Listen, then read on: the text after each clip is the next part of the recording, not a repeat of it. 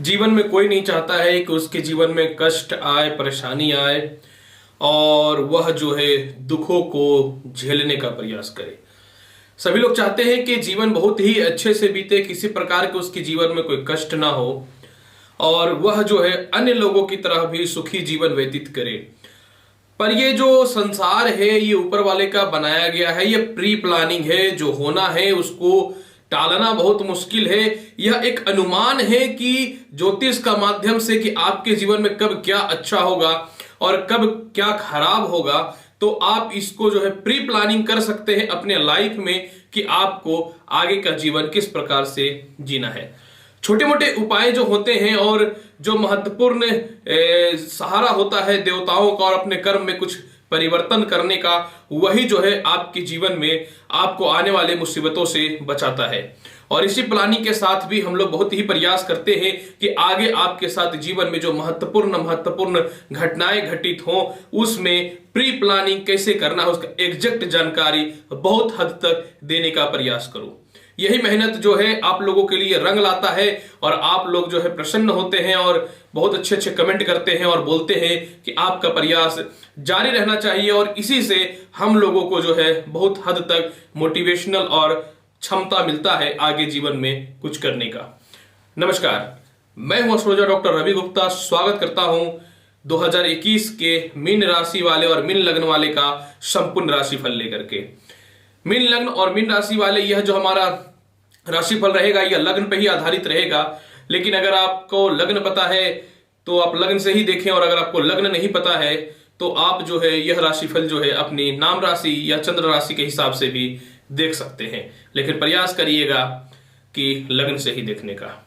और दूसरी महत्वपूर्ण बात, मैं यह भी जानकारी आपको दे दूं कि आने वाला 2021 आपके लिए बहुत ही लाभकारी हो, बहुत ही कुशलमय हो और किसी प्रकार की जीवन में कोई दिक्कत ना हो, ये मैं कामना करता हूं। और आपसे ये भी उम्मीद करता हूं कि आने वाले इस वर्ष में आप कुछ अच्छा जीवन का प्लानिंग करें और उसमें कड़ी मेहनत करके उसे पूर्ण करने का प्रयास करें। इसके लिए भी मेरा आशीर्वाद आपके साथ हमेशा बना रहेगा। मीन लग्न और मीन राशि वाले 2021 का जो शुरुआत हो रहा है कुछ महत्वपूर्ण राज्यों के साथ में प्रारंभ हो रहा है। जैसे कि आपकी पत्रिका में क्या है कि गुरु और शनि जो है वो आय स्थान में बैठ करके नीच भंग राज्यों की उत्पत्ति कर रहे हैं। वहीं सूर्य और बुध का प्रारंभ से शुरुआत से बुध आदित्य योग की उत्पत्ति यह दिखाता है कि एक अत्यधिक बुद्धिमान और एक कार्यदक्ष होकर के आप अपने लाइफ में सफलता के रास्तों पे निकलने का प्रयास करेंगे। इसके अलावा कुछ ग्रह जो है वह तटस्थ भी रहेंगे और कुछ ग्रहों का चाल जो है नियमतः बदलता रहेगा। तो किन किन क्षेत्र वालों पे और किन किन पारिवारिक स्थितियों पे इसका क्या प्रभाव पड़ेगा, इन सभी प्रकार की जानकारियां मैं आपको देना प्रारंभ करता हूं। मीन लग्न और मीन राशि वाले, सबसे महत्वपूर्ण चीज आप इन तथ्यों को समझिएगा कि आपके कर्म क्षेत्र का स्वामी जो है वह स्वतः बृहस्पति ही होता है। और बृहस्पति सिर्फ कर्म क्षेत्र के मालिक नहीं है, आपके लग्न के भी मालिक हैं। यानी 2021 ही नहीं, पूरे जिंदगी का प्लानिंग से लेकर के आपके कर्म क्षेत्र में उन्नति का सभी चीजों का कारक जो है वह बृहस्पति ही रहेगा। बृहस्पति की अगर मैं बात करूं तो साल के शुरुआत से लेकर के साल के अंतिम समय तक बृहस्पति का गोचर जो है 6 अप्रैल तक जो है वह आय स्थान में शनि के साथ बैठ करके नीच भंग राज्यों को उत्पत्ति करके रखेंगे, जो एक शुभ और एक लाभकारी योग है। यानी अप्रैल तक जो है नए नौकरी के और नए व्यापार के अवसर प्रारंभ होंगे। और स्वतः बृहस्पति धर्म क्षेत्र के भी कारक हैं और साथ में शिक्षण संस्थान, जस्टिस, लॉ, फाइनेंस और इसके अलावा आयुर्वेदिक संस्थान और मेडिसिन से रिलेटेड तत्वों के महत्वपूर्ण कारक होते हैं। तो इन सभी क्षेत्रों में आपको विशेषकर सफलता की प्राप्ति करवाएगा। बृहस्पति क्या है कि आपकी कुंडली में कर्म क्षेत्र के भी मालिक है और लग्न के भी मालिक है। आपका डिसीजन, आपका निर्णय, आपका कर्म आपको सफलता के रास्ते पे लेके जाता है। तो 6 अप्रैल तक बृहस्पति जो है वह कुंभ राशि में माफ करेंगे मकर राशि में नीच भंग राज्यों की उत्पत्ति करके रखेगा। तो आपको नए नए अवसर भी प्रारंभ होंगे। पिता से तालमेल भी आपके बहुत ही अच्छे रहेंगे। उच्च प्रकार के लोगों के साथ आपको सम्मान के साथ जो है आपके शुरुआत किसी न किसी चीजों में नए उम्मीद और नए ऊर्जा के साथ कराने का प्रयास करेगा। 6 अप्रैल से बृहस्पति चले जाएंगे कुंभ राशि में, जो द्वादश स्थान होता है हालांकि 6 अप्रैल तक यह कुंभ राशि में चले जाएंगे। द्वादश स्थान पे कोई भी शुभ ग्रह का विराजमान होना शुभ फल तो नहीं देता है, जो रहेंगे 6 अप्रैल से लेकर के 14 सितंबर तक। परंतु यहां पे एक चीज अवश्य यहां पे ध्यान देनी पड़ेंगे कि बृहस्पति जो है यह मैं कह सकता हूं कि 14 सितंबर को पुनः जो है यह लौट जाएंगे मकर राशि में वक्र तत्व अवस्था में ही रह करके। तो जब वक्र तत्व अवस्था में ही रहेंगे, वक्र अवस्था में रहेंगे, तो आपको इस समय भी जो है लाभ की उम्मीद मिलेंगे और विदेशों से एक्सपोर्ट इंपोर्ट के अच्छे योग मिलेंगे और साथ में जो है उच्च प्रकार के लोगों के साथ संपर्क भी स्थापित होंगे। मतलब बृहस्पति का यह वक्री मार्गी होना अत्यंत शुभ ही है, खराब नहीं है, क्योंकि बृहस्पति द्वादश स्थान के कारक भी होते हैं। तो यह कुंभ राशि में जाएंगे भी अप्रैल से लेकर के 20 जून तक में, फिर भी जो है इसका कोई प्रभाव अशुभता का नहीं पड़ेगा। इसके बाद पुनः बृहस्पति जो है 18 अक्टूबर को जो है यह मकर राशि में ही मार्गी हो जाएंगे और पूर्णतः नीच भंग राजयोग की स्थिति उत्पन्न होगी। जब ये पूर्णतः पुनः राजयोग की स्थिति उत्पन्न होगी तो इस समय आपको और सफलताओं के योग बनेंगे और साथ में फिर ये 20 नवंबर से जो है यह चले जाएंगे लास्ट में कुंभ राशि में, जो आपको साल के शुरुआत में ही और साल के अंतिम समय में भी विदेश यात्रा, एक्सपोर्ट इंपोर्ट, धन की प्राप्ति, आर्थिक ऊर्जा और मानसिक ऊर्जा और शारीरिक ऊर्जा प्रदान करता रहेगा। राहु और केतु की विशेषता को आपको पहले समझा देता हूं। पूरे वर्ष जो है राहु वृषभ राशि में ही रहेंगे, तीसरे घर में। पूरे वर्ष जो है केतु अष्टम 8वें राशि यानी वृश्चिक राशि में 9वें घर में विराजमान रहेंगे। तो जब राहु तृतीय घर में विराजमान रहेंगे तो राहु के सकारात्मक फल बहुत सारे होंगे, जैसे कि ये सरकार के द्वारा फंसे गए पैसों को आपको जो है निकाल देगा, रिश्तेदारों से मतभेद की स्थितियां जो चल रही थी उसको ठीक करेंगे, जो मित्र आपके पीठ पीछे धोखा दे रहे थे या जो भी आपके स्टाफ्स या नौकर आपके पीठ पीछे धोखा दे रहे थे, उन लोगों को स्वतः ही आप हिम्मत करके निकालिएगा और नए स्थितियों का और नए क्रियाकलापों का आप एक अच्छे से अनुसरण करके प्रारंभ भी करिएगा। जब राहु तृतीय घर में रहेंगे तो इसकी 9वीं दृष्टि आय स्थान पे पड़ने के कारण पूरे वर्ष जो है राहु आपको अचानक धन लाभ देता रहेगा। खास करके पॉलिटिक्स के क्षेत्र में, लॉटरी सट्टा जुआ के क्षेत्र में, शराब के क्षेत्र में, गुटखा वगैरह से रिलेटेड कर्म क्षेत्रों में, तो इन सभी क्षेत्रों के कारक तत्व तो होते हैं राहु। तो आपको इन सभी क्षेत्र वालों के लिए विशेष लाभ के योग निश्चित तौर पर बनते रहेंगे। हालांकि राहु का एक यहाँ पे जो है दुष्ट परिणाम भी आपको देखने को मिलेगा। राहु जो है 5वीं दृष्टि से 7वें घर को देखेगा। 7वां घर जो होता है यह विवाह का और विचार का होता है। तो आपको इस समय जो है किसी भी सूरत में 2021 में आपने दाम्पत्य जीवन को खराब नहीं करना है, दाम्पत्य जीवन पे अहंकार नहीं करना है और अपने रिश्तेदारों या भाई बहनों के कारण अपने फैमिली लाइफ को किसी भी प्रकार के इंटरफेयर से बचाना है। नहीं तो 2021 में राहु जो है आपके दाम्पत्य जीवन को पूर्णतः खराब करने का प्रयास करेगा। केतु की अगर मैं बात करता हूं तो केतु भाग्य स्थान में विराजमान है। भाग्य स्थान का केतु पितृदोष कारक माना जाता है। इसीलिए केतु जो है, जो व्यक्ति सर्जन है मेडिकल के क्षेत्र में या मेडिकल इक्विपमेंट्स का काम करते हैं, पॉलिटिक्स में है, नेता मंत्री उच्च पदों को प्राप्त करना चाहते हैं, तो भाग्य स्थान का केतु इन सभी क्षेत्र वालों के लिए संघर्ष का सामना निश्चित तौर पे करा सकता है। तो आपको क्या करना है कि केतु की 5वीं दृष्टि मस्तिष्क स्थान यानी लग्न पे है, तो 2021 में आपको किसी से मतभेद नहीं करना है और किसी भी सूरत पे आपको किसी से भी जो है किसी के फालतू उलझनों में नहीं फंसना है। और पंचमेश केतु स्वास्थ्य संबंधी थोड़े से कष्ट की स्थितियों को उत्पन्न करेगा, तो आपके अपने स्वास्थ्य को बहुत ही बैलेंस करके अच्छे से बना करके रखना है। केतु की 9वीं दृष्टि पंचमेश होने के कारण संतान से विवाद और साथ में गलत जगह पे पैसे इन्वेस्ट कराने का प्रयास करेगा और आपके प्रेम संबंध को खराब करने का प्रयास करेगा। तो किसी भी सूरत में आपको 2021 में केतु के झांसों में नहीं आना है। अगर आएंगे तो ये प्रेम संबंध को भी खराब करेगा, क्रोध भी बनाएगा, अहंकारी भी बनाएगा। अहंकारी ग्रह माना जाता है केतु। केतु का एक ही काम है, किसी भी सूरत में कोई भी परिस्थिति हो, कोई भी शुभ अशुभ फल हो, उसको डिस्ट्रॉय कर दो। तो आप केतु के फल को समझ रहे हैं, तो आपको यह काम किसी भी हाल में नहीं करना है।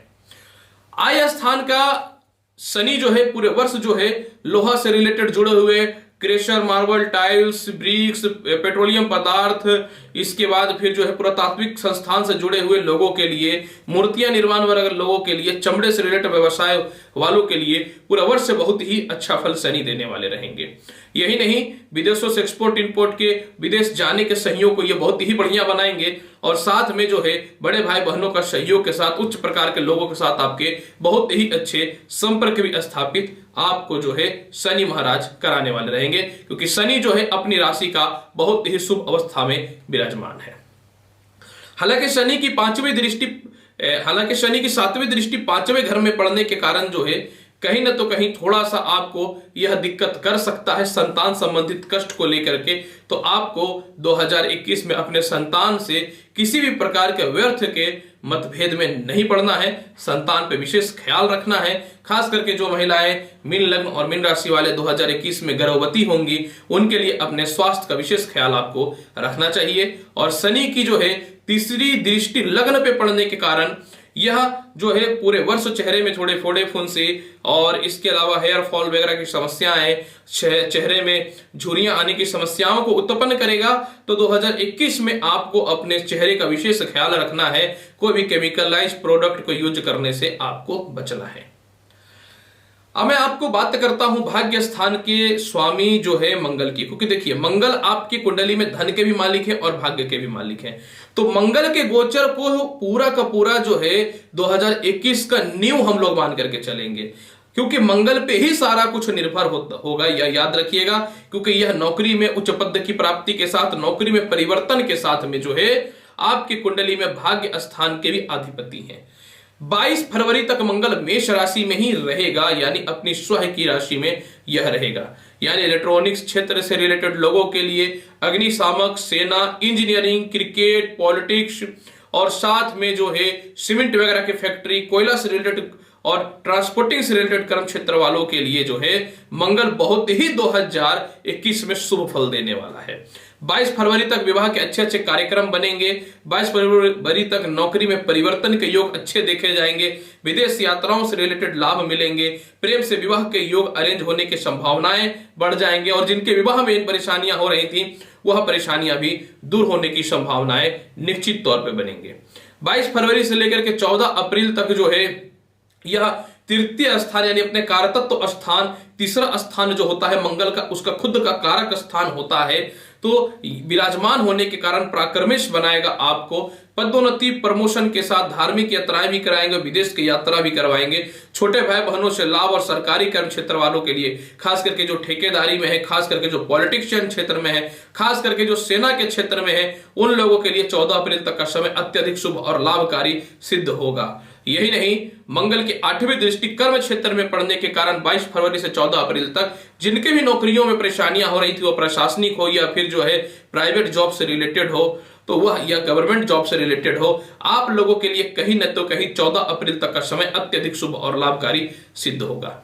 यही नहीं, 14 अप्रैल से लेकर के 2 जून तक यह मिथुन राशि के 4th स्थान पे विराजमान रहेंगे। इस समय माता का लाभ, संपत्ति का विशेष सुखों की प्राप्ति होगी। कर्म क्षेत्र में दृष्टि पड़ने के कारण पिता से भी अच्छे सहयोग मिलेंगे, भाग्य साथ देगा और नौकरी में परिवर्तन के योग बनेंगे। इस समय आप प्रॉपर्टी भी बना पाएंगे और परिवार के लोग आपको पूर्णतः सपोर्ट करेंगे। नए जीवन में जीवन साथी का एक आवागमन होने की संभावनाएं भी समय रहेंगी और अचानक आया हुआ धन जो है आपको जो है समझ लीजिए कि 2 जून तक लाभकारी सिद्ध कराएगा।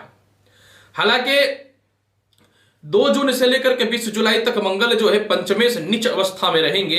अतः आपको जो है 2 जून से लेकर के 20 जुलाई तक किसी भी स्थितियों में जो है आपको बड़े इन्वेस्टमेंट करने से बचने चाहिए। इस समय नौकरियों में परेशानियां आ सकती हैं, तो कोई भी अगर आप टेबल के नीचे वगैरह से घूस वगैरह लेने का प्रयास करते हैं या फिर किसी भी आप नौकरी में कोई छल करने का प्रयास करते हैं, तो इस समय आप वाद विवाद के बहुत महत्वपूर्ण शिकार बन सकते हैं।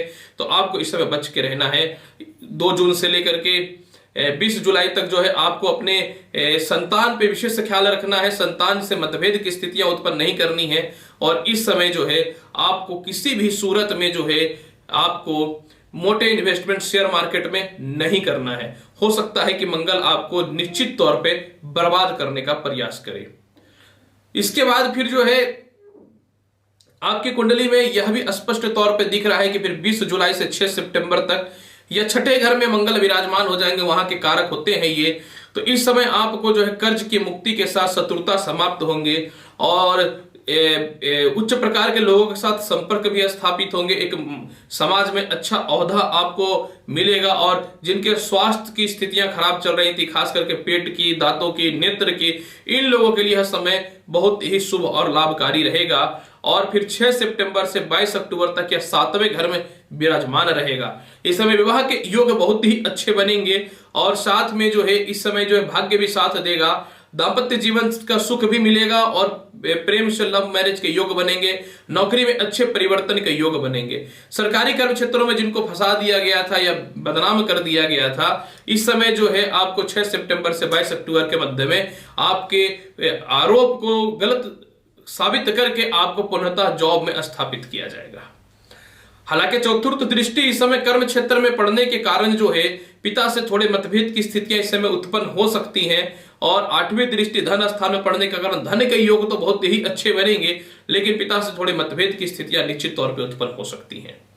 22 अक्टूबर से लेकर के 5 दिसंबर तक मंगल अष्टमेश रहेंगे, यानी साल के अंतिम समय में थोड़ा सा नौकरी में परेशानी, स्वास्थ्य की स्थिति में खराबी, प्रॉपर्टी विवाद, केस मुकदमा और भाग्य उन्नति में बाधा उत्पन्न हो सकता है।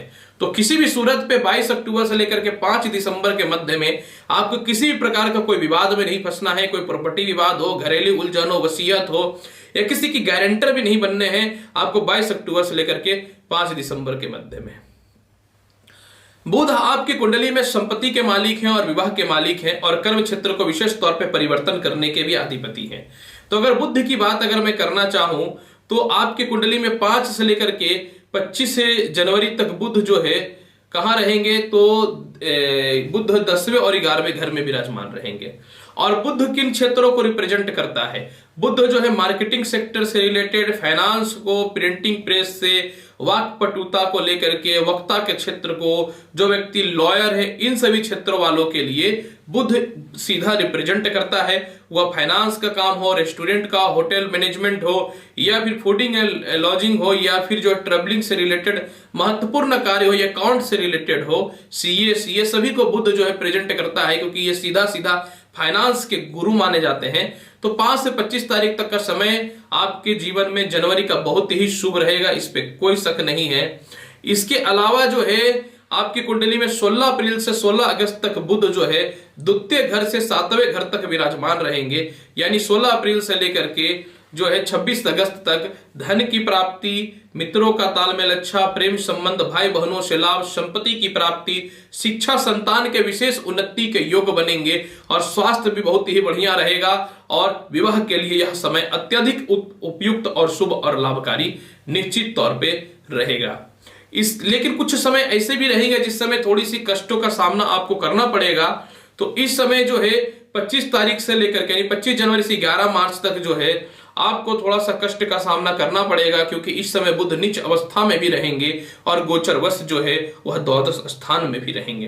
तो इस समय आपको क्या करना है कि व्यर्थ के खर्चों से बचना है, साथ में फाइनेंस से रिलेटेड और जो भी क्षेत्र मैंने बताया है उन लोगों को कोई भी नौकरियों में परिवर्तन नहीं करना है, सावधानी रखना है। हालांकि इस समय वैवाहिक जीवन तो आपके ठीक रहेंगे, लेकिन प्रॉपर्टी रिलेटेड विवाद में फंसने की संभावनाएं और स्वास्थ्य संबंधी थोड़ी सी कष्ट की संभावनाएं हो सकती हैं। और फिर 1 अप्रैल से लेकर के 16 अप्रैल तक का भी समय बहुत बढ़िया नहीं रहेगा।